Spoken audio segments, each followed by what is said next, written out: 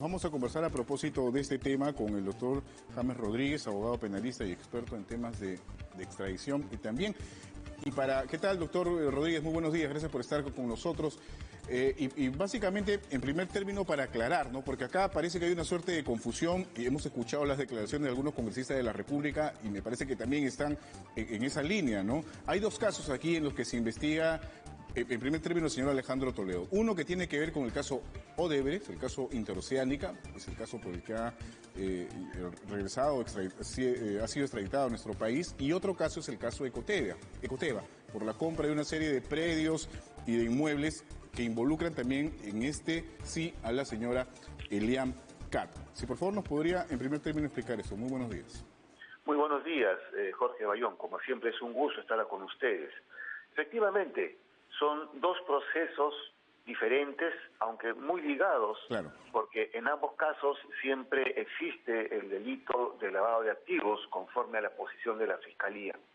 En el caso de Ecoteva, en donde se encuentra comprendido o comprendida la ex primera dama Elian Carr, es un proceso que ya se está llevando desde hace muchos años y que deriva efectivamente o concluye con la compra de propiedades millonarias en nuestro país, es decir, por varios millones de dólares. Se denomina caso Ecoteva porque efectivamente con el dinero producto de las coimas, las cuales fueron depositadas de acuerdo a la versión del propio José Baiman, quien se acogió a la delación premiada, es decir, a la colaboración eficaz, manifestó claramente que a pedido expreso del expresidente se habrían depositado o se han depositado ingentes cantidades de dinero, algo de 34 millones de dólares. Es en realidad una de las cantidades más altas que se ha podido conocer en relación a una coima entregada a un presidente de la región, es decir, de Sudamérica. Muy parecido pues a los países africanos, donde son millonarias, coimas millonarias. Estamos hablando de más de 100 millones de soles o 34 millones de dólares que, de acuerdo a la versión de José Baiman, se habrían entregado al expresidente Toledo. Ahora, específicamente en lo que toca a la señora Elian Carr, ella viajó ya, tenemos entendido por las informaciones que se han dado, a la ciudad de Tel Aviv en Israel. ¿El Perú tiene algún tipo de, tratado de extradición con este país? ¿Hay alguna posibilidad de que la señora finalmente pueda ser extraditada al Perú? Bien, la señora Elian Carr ha fugado, esa es la palabra, ha fugado de los Estados Unidos a Israel. Y ahora ya se encuentra en el país de Israel, bajo la protección, porque ella es una ciudadana israelí, tiene pasaporte israelí por un vínculo o una, descendencia de su padre. Ahora que se encuentra en Israel, ya la señora Elian Carr viene a ser una prófuga internacional, claro, porque ha fugado de los Estados Unidos sabiendo que tenía un proceso de extradición en curso que le afectaba a ella y que iba a ser devuelta a nuestro país.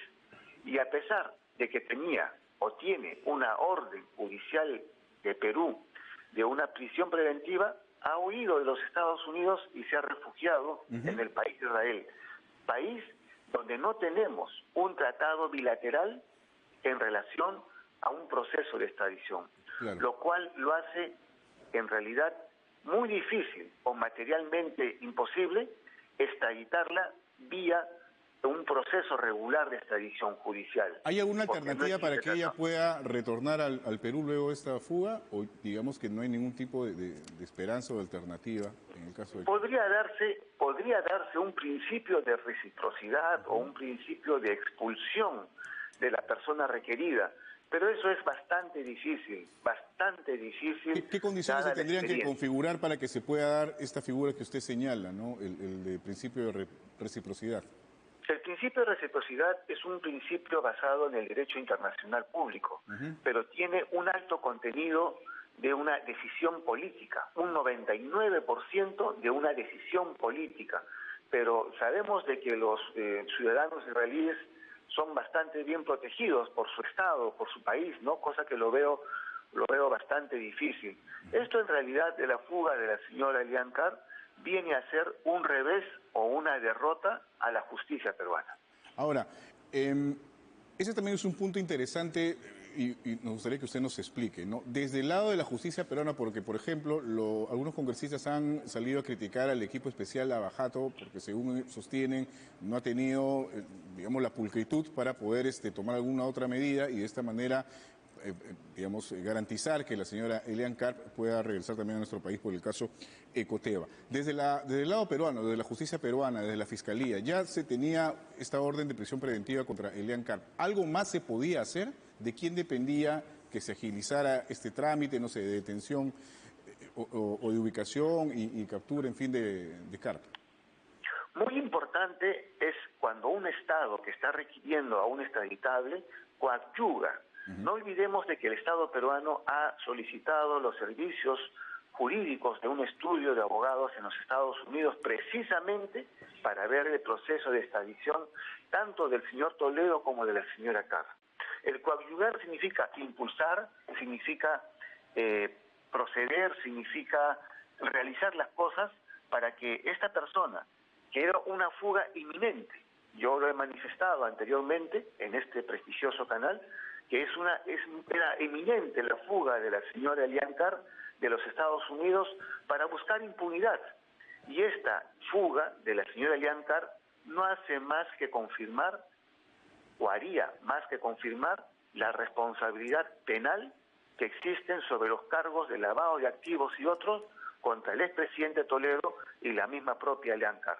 Creo que las actitudes demuestran la falta de, digamos, cooperación, y la persona que huye de la justicia es porque realmente pues no tiene argumentos para enfrentarla. Claro, pero desde la pregunta que yo le formulaba, doctor Rodríguez, era de parte de, digamos, de la justicia peruana, o sea, de las diligencias que se hicieron, de las coordinaciones que se hicieron por parte de Fiscalía, que lleva este caso. O sea, ¿usted considera, evalúa que se hizo todo lo que se pudo hacer más, se pudo proteger, digamos, o garantizar el retorno de Carr? Porque eso es más o menos lo que señalan, por ejemplo, en la nota antes de conversar con usted, algunos congresistas, ¿no?